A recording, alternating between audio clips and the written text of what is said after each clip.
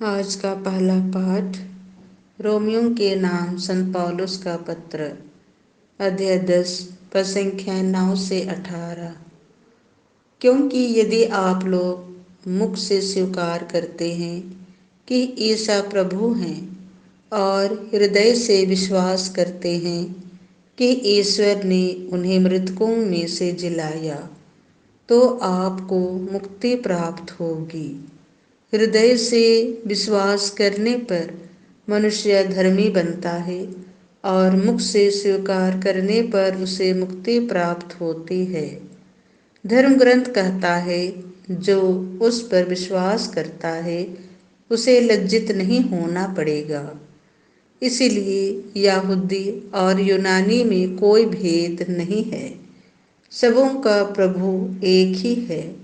वह उन सबों के प्रति उदार है जो उसकी दुहाई देते हैं, क्योंकि जो प्रभु के नाम की दुहाई देगा उसे मुक्ति प्राप्त होगी।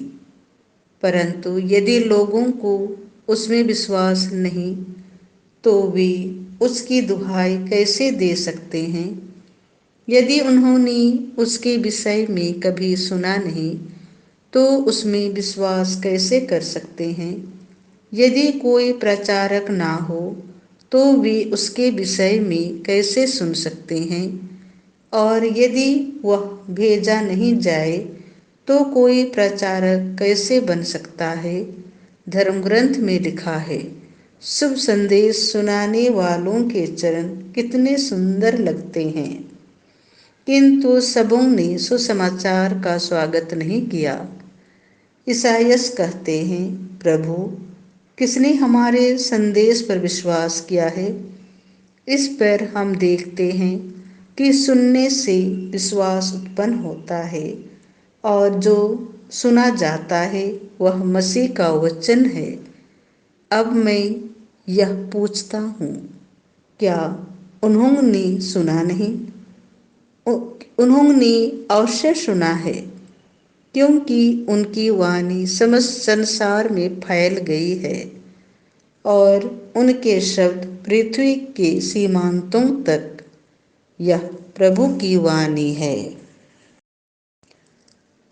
संत मत्ती के अनुसार पवित्र सुसमाचार, अध्याय 4, पद संख्या 18 से 22।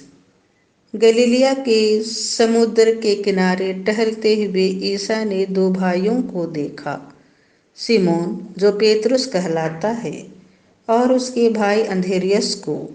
वे समुद्र में जाल डाल रहे थे, क्योंकि वे मछुए थे। ईसा ने उनसे कहा, मेरे पीछे चले आओ, मैं तुम्हें मनुष्यों के मछुए बनाऊंगा। वे तुरंत अपने जाल छोड़कर उनके पीछे हो लिए। वहां से आगे बढ़ने पर ईसा ने और दो भाइयों को देखा, जबेदी के पुत्र याकूब और उसके भाई यूहन्ना को। वे अपने पिता जबेदी के साथ नाव में अपने जाल मरामत कर रहे थे। ईसा ने उन्हें बुलाया। वे तुरंत नाव और अपने पिता को छोड़कर उनके पीछे हो लिए।